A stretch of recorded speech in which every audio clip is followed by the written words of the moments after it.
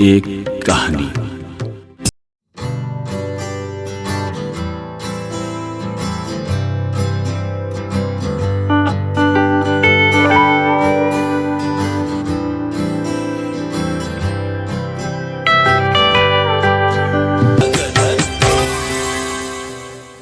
नमस्कार श्रोताओं, मैं राही राम साकल्ले अपने एक दोस्त की जीवन की कहानी आपके साथ साझा करना चाहता हूं, जिसने बिहार के एक छोटे से गांव में भारत के सर्वश्रेष्ठ कॉलेज में पढ़ने का सपना देखा और उसे हासिल भी किया।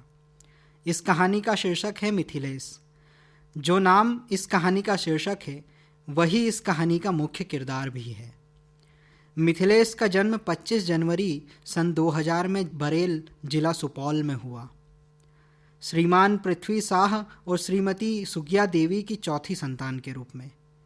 मिथिलेश उस परिवार से आते हैं जहां शिक्षा को पहले भूख से होकर गुजरना पड़ता है। माता पिता किसानी और दिहाड़ी करके बच्चों का पालन पोषण कर रहे थे।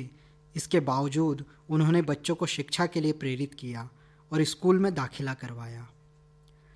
लेकिन पिता का संघर्ष और माता का परिश्रम देखते हुए मिथिलेश के बड़े भाई लक्ष्मी शाह ने अपनी पढ़ाई को एक टीस के साथ छोड़ दिया।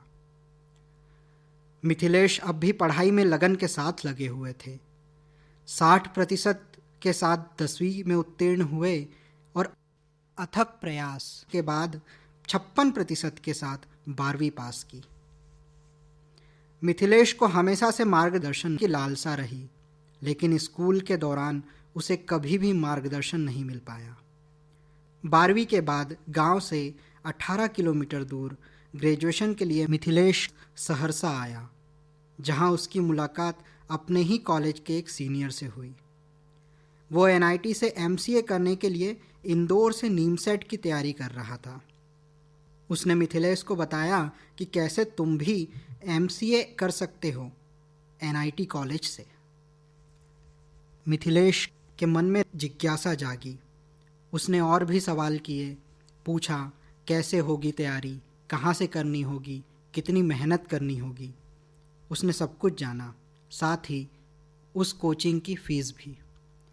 और जब फीस सुनी तो मिथिलेश का दिल बैठ गया। फ़ीस थी 1 लाख रुपए।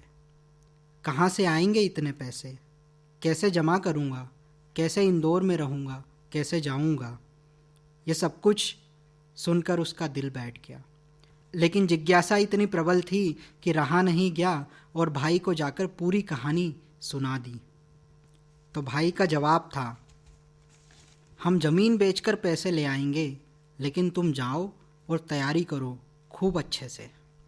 ये उसी टीस का नतीजा था जिसने भैया की पढ़ाई छुड़वाई थी। मिथिलेश सीने में आग और आंखों में NIT का सपना लिए निकलने की तैयारी में जुट गया। जब यह बात कॉलेज के कुछ प्रोफेसर और दोस्तों को पता चली तो कहा कि तुम तो 56% के साथ पास हुए हो, IIT लेवल का मैथ्स क्या पढ़ोगे? लेकिन जब जिज्ञासा की धारा प्रबल हो तो कोई भी बांध उसे नहीं बांध सकता। इंदौर आए, एडमिशन लिया और पहले ही दिन सामना हुआ गणित से। मिथिलेश का दिल फिर से बैठ गया। सब कुछ ब्लैकआउट होने लगा। आंखों के सामने अंधेरा सा छा गया। उसने सोचा था 12वीं की गणित है, मेहनत करेंगे तो आ ही जाएगा। मिथिलेश को जो गणित सॉल्व करने में आधा घंटा लग रहा था, उसी गणित को वहाँ के कुछ और स्टूडेंट्स कुछ ही मिनटों में सॉल्व कर दे रहे थे। यहाँ मिथिलेश ने खुद को पीछे पाया और सोचा कि कैसे करूँगा, लेकिन कोई विकल्प नहीं था।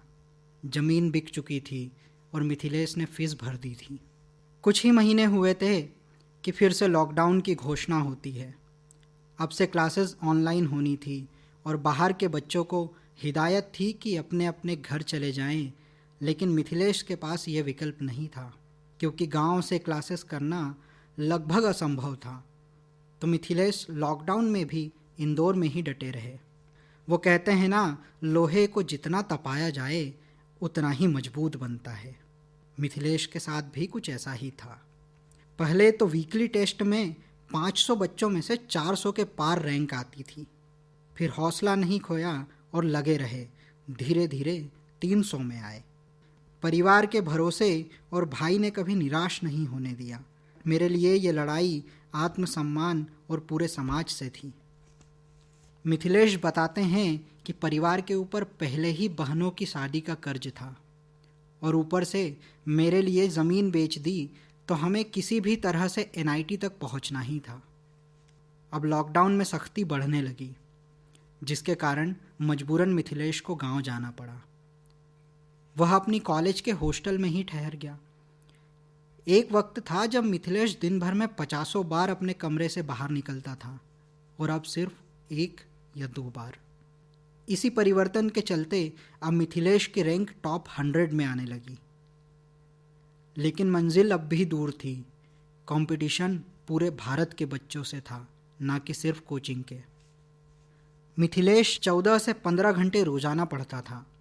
बेटे की ऐसी हालत को देखकर उसकी माताजी ने कहा, हमसे नहीं देखा जाता तुम्हारी ऐसी हालत, तुम छोड़ दो और जो कॉलेज मिले ले लो।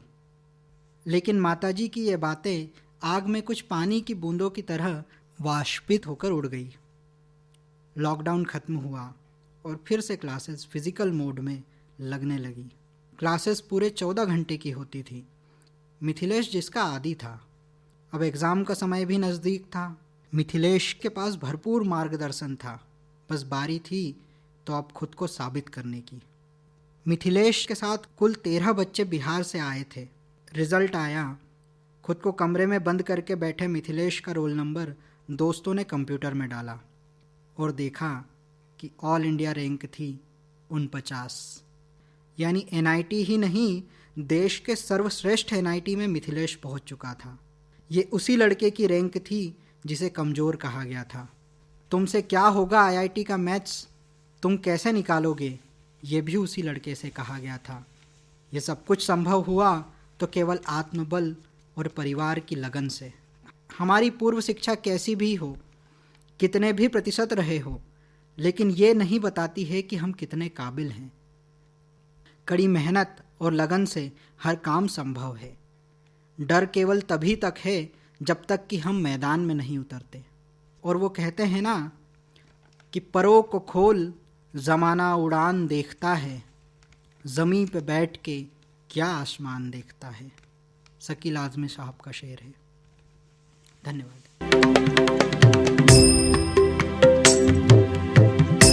एक कहानी।